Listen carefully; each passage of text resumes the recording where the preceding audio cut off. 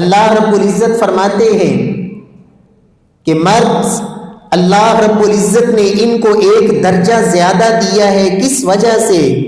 کہ یہ ان کے اوپر اپنا مال جو اللہ نے دیا ہے، یہ اس وجہ سے کہ اللہ نے دیے ہوئے مال میں سے یہ ان کے اوپر خرچ کرتے ہیں۔ لِيُنْفِقْ ذُو سَعَةٍ مِّن سَعَتِهِ وَمَنْ قُدِرَ عَلَيْهِ رِزْقُهُ فَلْيُنْفِقْ مِمَّا آتَاهُ اللَّهُ لَا يُكَلِّفُ اللَّهُ نَفْسًا إِلَّا مَا آتَاهَا سَيَجْعَلُ اللَّهُ بَعْدَ عُسْرٍ يُسْرًا۔ ہر انسان جس کو اللہ نے جتنی طاقت دی ہے، اگر وہ صاحب حیثیت ہے، صاحب ثروت ہے، وہ اپنی طاقت کے مطابق خرچ کرے گا، اور اگر کوئی تنگ دست ہے وہ اپنی حالت اور اپنی وہ جو اس کی کیفیت ہے اس کے مطابق خرچ کرے گا۔ لا یکلف اللہ نفسا الا وسعها، کسی کو رب کائنات اس کی طاقت سے بڑھ کر اللہ رب العزت مکلف نہیں ٹھہراتے۔ سیجعل اللہ بعد عسر یسرا، ہاں اگر انسان کی نیت خالص ہے اور اللہ کا حکم مانتے ہوئے وہ یہ ذمہ داری قبول کر رہا ہے اور اس کو نبھانے کے لیے وہ کوشش کرتا ہے، رب کائنات جس کے ہاتھ میں تمام چیزوں کے خزانے ہیں، جس کے پاس ہی اصل رزق ہے، فرمایا وہ تنگیوں کے بعد اللہ تمہارے لیے آسانیاں پیدا فرما دیں گے۔ رسول اللہ صلی اللہ علیہ وسلم نے اسی لیے فرمایا، آپ صلی اللہ علیہ وسلم فرماتے ہیں دینار انفقتہ فی سبیل اللہ، ایک وہ دینار جو تم اللہ کی راہ میں خرچ کر دو، دینار انفقتہ علی رقبہ، ایک وہ دینار جو تم کسی غلام کو چھڑوانے کے لیے، آزادی دلوانے کے لیے خرچ کرو، دینار انفقتہ علی مسکین، اور تیسرا وہ دینار جو آپ نے کسی مسکین کے اوپر خرچ کیا ہے، چوتھا دینار انفقتہ علی اہلک، ایک وہ دینار جو تم نے اپنی بیوی کے اوپر خرچ کیا ہے، اعظمها اجرا عند اللہ الذی انفقتہ علی اہلک، ایک جو راہ جہاد میں خرچ کیا، اللہ کی راہ میں دیا، کسی ضرورت مند مسکین کو دیا، یا اسی طرح غلام چھڑانے میں دیا، ان سب سے بڑھ کر اللہ کے ہاں اجر و ثواب میں وہ درہم ہے جو تم نے اپنی بیوی پہ خرچ کیا ہے، جو اپنے اہل خانہ پہ خرچ کیا ہے، اللہ کے ہاں اجر اور ثواب میں یہ سب سے بڑھ کر ہے۔ سعودی عرب کے مفتی شیخ ابن عثیمین رحمہ اللہ وہ یہاں یہ بات ذکر کرتے ہیں کہ آخر اللہ کی راہ میں دینا یہ بھی ایک بہت بڑا اجر ہے، لیکن ان سب کے مقابلے میں بیوی پر خرچ کرنا اس کا اجر زیادہ کیوں ہے؟ وجہ یہ ہے کہ اللہ سبحانہ و تعالی کا قرب نوافل سے بھی ملتا ہے، لیکن یاد رکھیں اللہ رب العزت سب سے زیادہ جس بات کو پسند کرتے ہیں کہ بندے اللہ کا تقرب حاصل کریں، وہ سب سے بڑھ کر وہ فرائض ہوتے ہیں۔ ایک شخص فرضی کام نہ کرے اور نوافل میں لگا رہے، ظہر کی نماز نہ پڑھے، فجر نہ پڑھے، لیکن ساری رات تہجد پڑھتا رہے، یقینی بات ہے کہ وہ اس تہجد پڑھنے کی وجہ سے اللہ کے ہاں اجر تو پائے گا، لیکن جو فرض چھوڑے گا اس کی وجہ سے اللہ کے ہاں وہ مجرم بنے گا اور اس کو سزا ہوگی۔ اسی طرح ایک شخص نفلی طور پر صدقات کرتا ہے، اللہ کے ہاں یہ بڑی بات ہے، بڑی سعادت کی بات ہے، لیکن اس پر جو فرض ہے وہ ہے اپنے اہل خانہ پہ خرچ کرنا، پہلے ان کی ضروریات کو پورا کرنا، یہ اس پر فرض ہے۔ اسی لیے اللہ کے رسول صلی اللہ علیہ وسلم نے فرمایا تھا خیر الصدقۃ ما کان عن ظہر غنا، بہترین صدقہ وہ ہے جو غنا کی صورت میں کیا جائے، اپنی حاجات کو پورا کرنے کے بعد، وابدأ بمن تعول، اور اس کا آغاز وہاں سے کرو جن کا خرچہ تمہارے ذمے ہے، بیوی کا خرچ تمہارے ذمے ہے، باہر تو یہ بڑی خوشی سے خرچ کرتا ہے، لیکن گھر کے اندر اتنا بخیل ہے کہ ان کی بنیادی ضروریات بھی ان کو اچھے طریقے سے مہیا کرنے کے لیے تیار نہیں، یہ رب کے ہاں مجرم ہے، اللہ کے ہاں جواب دہ ہے، اس لیے کہ یہ اس کی ذمہ داری ہے، اللہ نے اس کے اوپر ذمہ داری ڈالی ہے کہ یہ ان کے اوپر خرچ کرے۔ پیارے بھائیوں، یہ مرد کی ذمہ داری ہے، اللہ رب العزت ہم سب کو اللہ یہ ذمہ داریاں اچھے انداز سے اللہ ادا کرنے کی توفیق نصیب فرمائے۔ پیارے بھائیوں، اسی بات کو ہم آگے بڑھاتے ہوئے خواتین کے حوالے سے بھی چند باتیں عرض کرنا چاہیں گے کہ ہماری مائیں بہنیں بیٹیاں اللہ رب العزت ان کو بھی توفیق دے کہ شریعت مطہرہ اس کے مطابق اپنی زندگی گزارے. اللہ رب العزت نے جس بات کا حکم دیا، جو اللہ نے قانون بنا دیا، اس قانون کی پیروی کرے. اسی میں خیر، اسی میں برکت اور اسی میں عزت ہے. پیارے بھائیوں، خامد کی اطاعت کرنا، خامد کی بات کو ماننا، اس کی فرما برداری کرنا، یہ عورت کی اولین ذمہ داری ہے اور اس کے اوپر فرض ہے.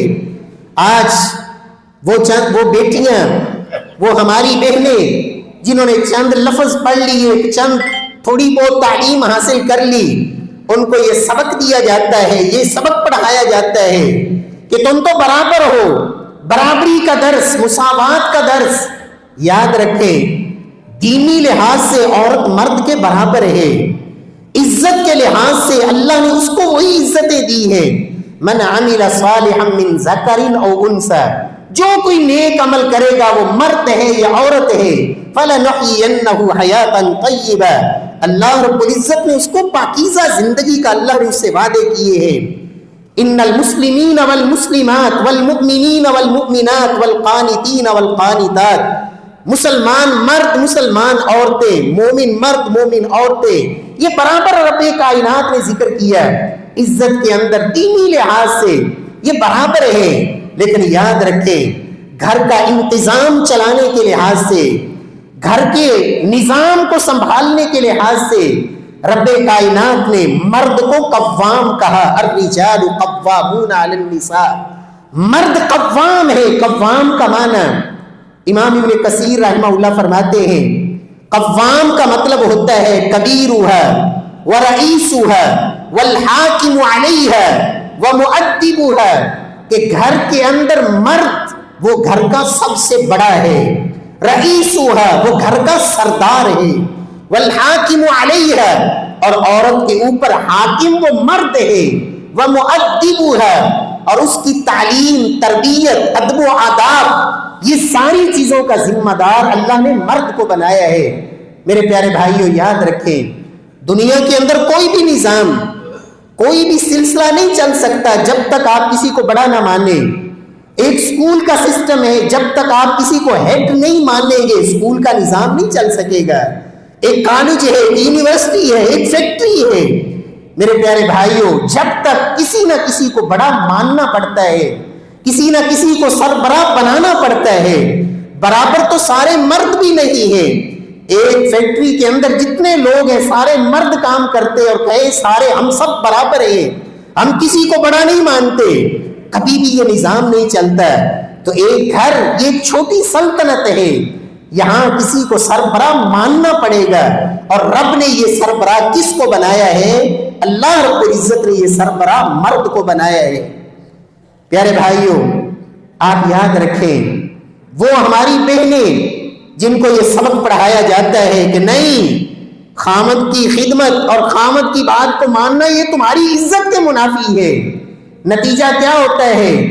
گھر میں اکیلے ایک خامد کی بات ماننے کو تو وہ تیار نہیں ہوتی، لیکن جہاں وہ جاب کرتی ہے، جہاں وہ اپنے مالی اخراجات کما اور مال یہ ساری چیزیں کما کے، وہاں ان کے ساتھ کیا کچھ کیا کیا جاتا ہے اللہ معاف فرمائے.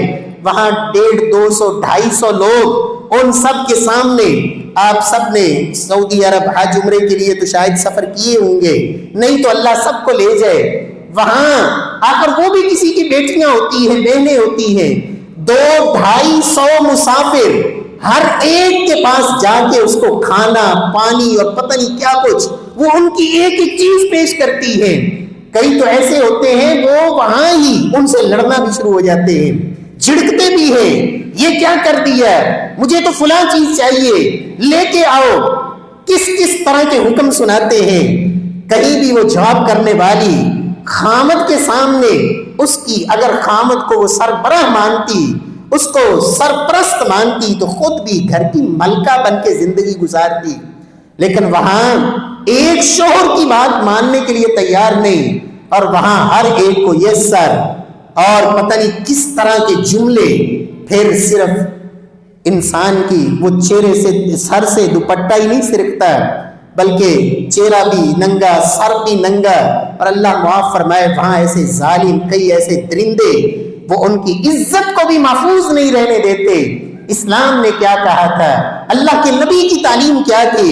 اذا صلت المرأة خمسها وصامت شهرها وحسنت فرجها واطاعت زوجها. 4 کام کرنے والی عورت، اذا صلت المرأة خمسها، فرمایا جب عورت 5 وقت کی نماز پڑھ لے، وصامت شهرها، رمضان کے مہینے کے روزے رکھ لے، وحسنت فرجها، اپنی عزت کی حفاظت کر لے، شوہر کی موجودگی میں بھی اور اس کی غیر موجودگی میں بھی، اس کے مال کی بھی محافظ، اس کی اولاد کی بھی محافظ، اور اس کی غیر موجودگی میں بھی اس کی عزت کی بھی محافظ. فرمایا وَأَطَاعَتْ زَوْجَهَا، اور چوتھا کام کہ اپنے خامد کی بات کو مان لے، اس کی اطاعت کر لے. قِيلَ لَهَا، اللہ کی طرف سے اسے کہا جائے گا اُدْخُلِ الْجَنَّةَ، جنت کے دروازوں میں سے جس دروازے سے چاہتی ہے اللہ کی جنت میں داخل ہو جائے. پیارے بھائیوں، اسلام نے یہ عورت کو سبق دیا، یہ درس دیا خامد کی اطاعت کس قدر ضروری ہے.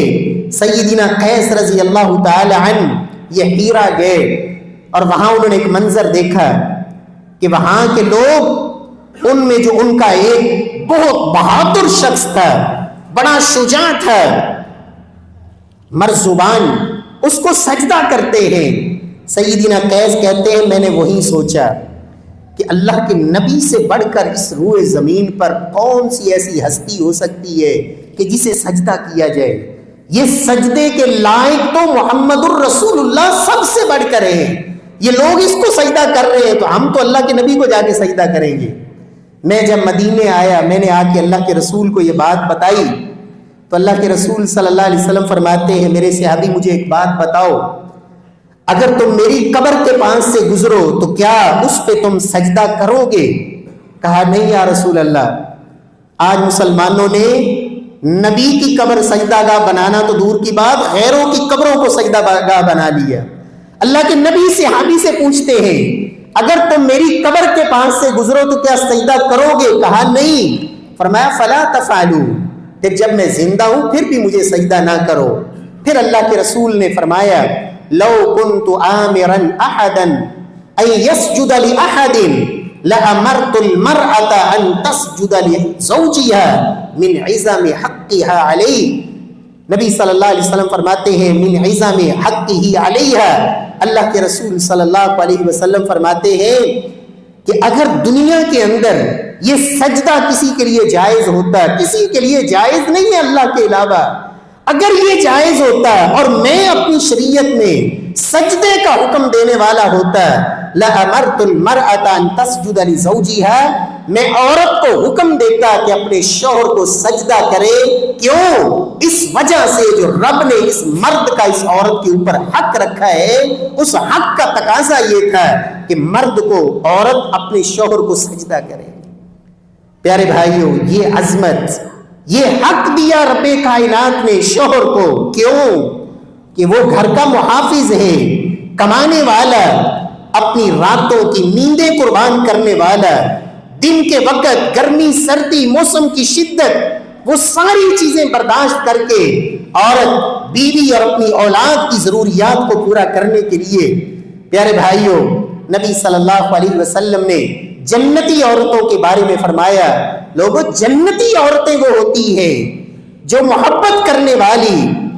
فرمایا حتیٰ کہ اگر کبھی شوہر ناراض ہو جائے یا ان سے کوئی شوہر کی نافرمانی ہو جائے تو وہ کہتی ہے یدی فی یدک، یہ میرا ہاتھ تیرے ہاتھ میں ہے، اس وقت تک سوؤں گی نہیں جب تک تو مجھ سے راضی نہ ہو جائے.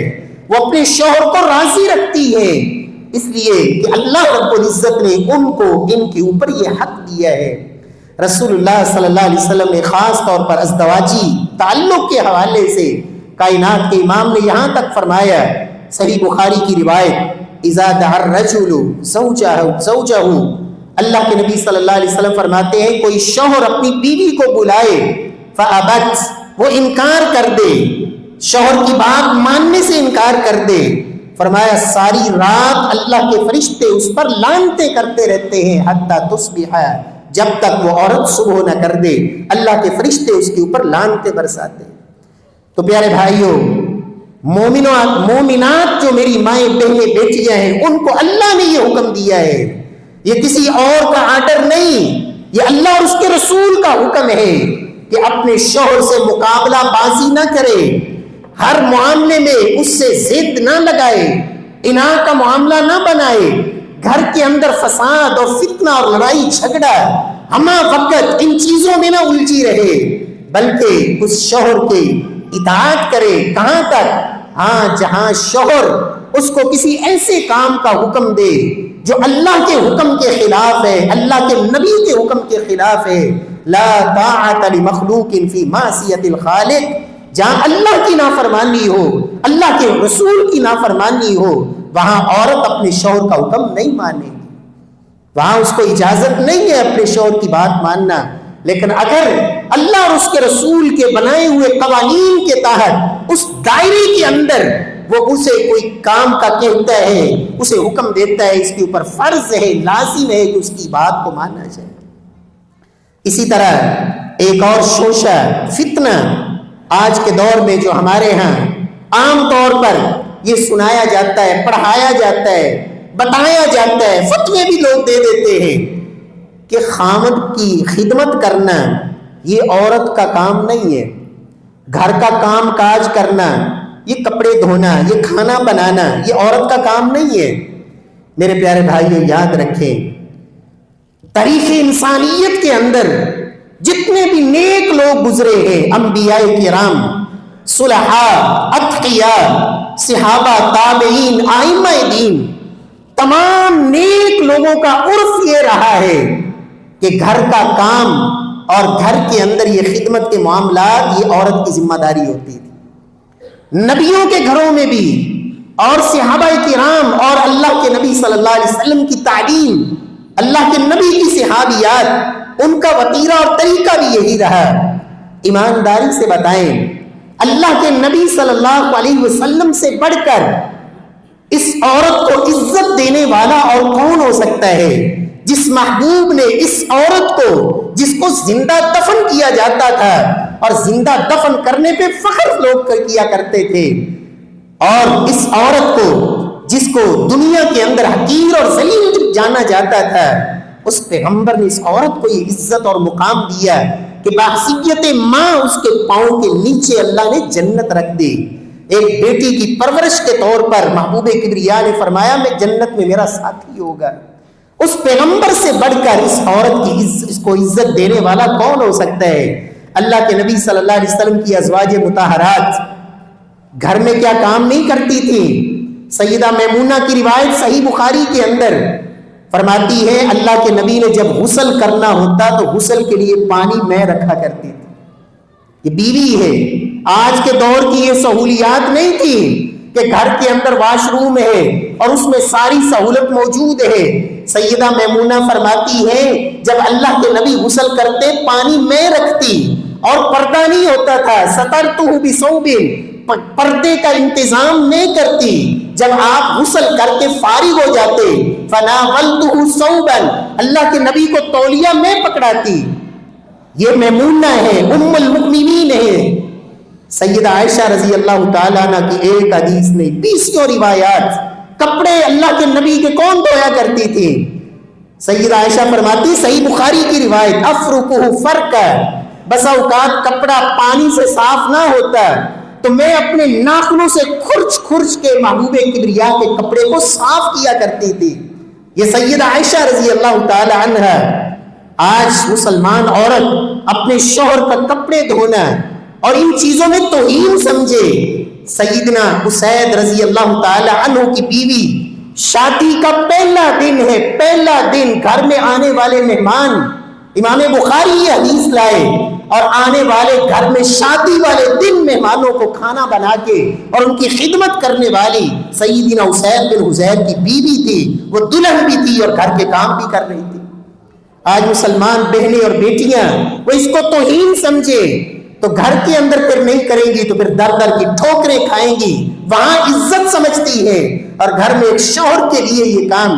سیدہ عائشہ فرماتی ہے اپنے شاگردوں کو, کہتی ہے میرے ہاتھ دیکھ رہے ہو, طیبت النبی صلی اللہ علیہ وسلم بہاتین, یہ میرے ہاتھ دیکھ رہے, ان ہاتھوں سے محمد الرسول اللہ صلی اللہ علیہ وسلم کو خوشبو لگایا کرتی تھی.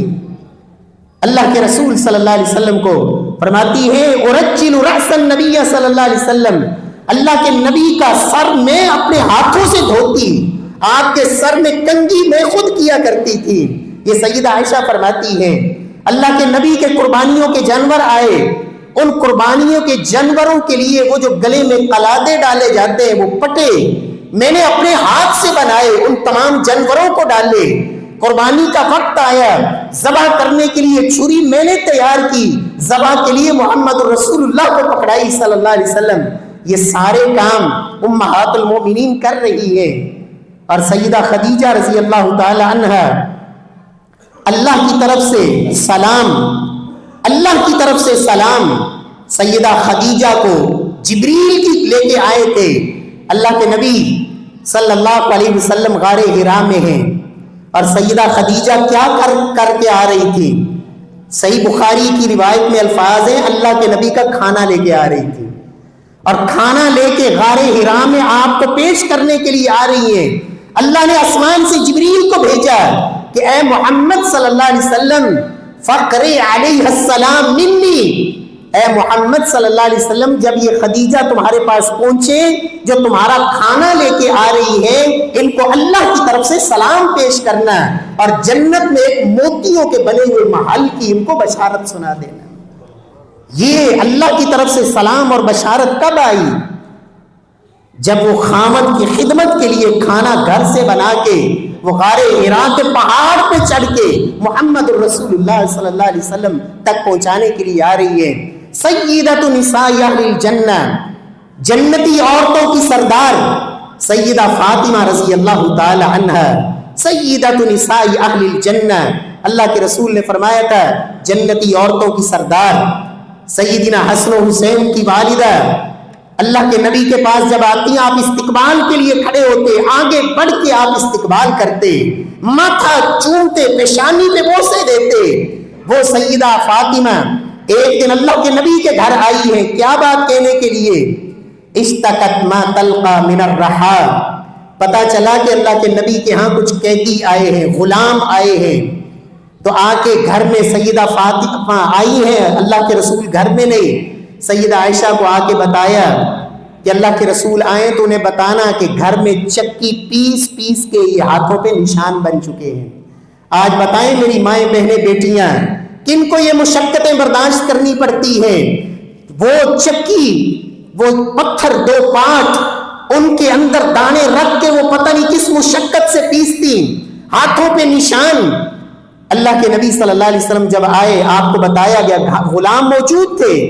اللہ کے نبی گئے سیدنا علی اور فاطمہ دونوں کے پاس, تو جا کے یہ نہیں کہا علی تم اتنے ظالم ہو, نعوذ باللہ میری بیٹی بھی اتنے ظلم کرتے ہو, خادم رکھ کے دو, نوکر رکھ کے دو, یہ کرنا تو سارا تمہاری ذمہ داری ہے, میری بیٹی کی تو گھر میں کوئی ذمہ داری نہیں ہے, تمہارے لیے چکی پیسے اور یہ سارے انتظام کرے. اللہ کے نبی کیا فرماتے ہیں؟ غلام ہیں لیکن محمد الرسول اللہ صلی اللہ علیہ وسلم کی اور بھی ذمہ داریاں ہیں. وہ مسجد نبوی میں وہ اصحاب صفہ ہیں جن کا کھانے کا میں نے انتظام کرنا ہے, ان کے اوپر خرچ کرنا ہے. وہ غلام بیچ کر میں ان کی ضروریات پوری کروں گا. میں تمہیں ایک وظیفہ بتا دیتا ہوں بیٹی, رات کو جب سونے کے لیے بستر پہ آؤ 33 دفعہ سبحان اللہ, 33 دفعہ الحمدللہ اور 34 دفعہ اللہ اکبر پڑھ لیا کرو. اللہ رب العزت تمہاری دن بھر کی تھکاوٹیں بھی اتار دیں گے اور اس غلام سے یہ تمہارے لیے بہتر ہے.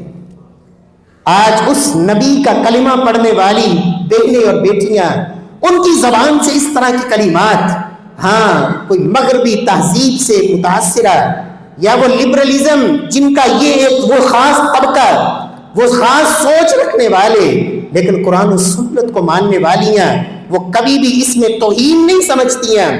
سیدنا ابو بکر صدیق کی بیٹی سیدہ اسماء حضرت زبیر رضی اللہ تعالی عنہ کے گھوڑے کے لیے چارہ لے کے آتی, باغ میں جا کے گٹھلیاں اکٹھی کر کے لاتی.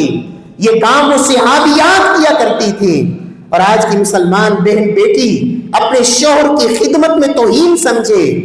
یاد رکھیں پھر گھر جنت نہیں بنتے، وہ گھر میں پھر یہ طلاقیں، دوریاں، نفرتیں، آئے دن گھروں کا اجڑنا، اور آئے دن یہ طلاق کے پھر وہ فتوے لینے کے لیے در در کی ٹھوکریں کھاتے پھرتے ہیں۔ میرے پیارے بھائیوں، یہ من جانبین خامد اپنی ذمہ داریاں ادا کرے اور بیوی اپنی ذمہ داریوں کو سمجھے، اور اپنے اپنے جہاں حقوق کا وہ ڈنڈورا پیٹتے ہیں وہاں اپنے فرائض کو بھی مانے اور سمجھے اور جانے۔ یقیناً گھر کے اندر ایک سکون آئے گا جس کو رب نے کہا لِيَسْكُنَ إِلَيْهَا، یہ بیوی تو تمہارے سکون کا ذریعہ ہے۔ کائنات کے امام نے فرمایا تھا لوگوں فتنوں سے بچنے کا راستہ یہ ہے کہ اپنے گھر کے اندر وقت گزارو، گھر تمہارے لیے راحت کا ذریعہ ہو، فتنوں سے بچو گے۔ اللہ رب العزت ہمیں عمل کی توفیق بخشے۔ وَأَقُولُ قَوْلِي هَذَا وَآخِرُ دَعْوَانَا الْحَمْدُ لِلَّهِ رب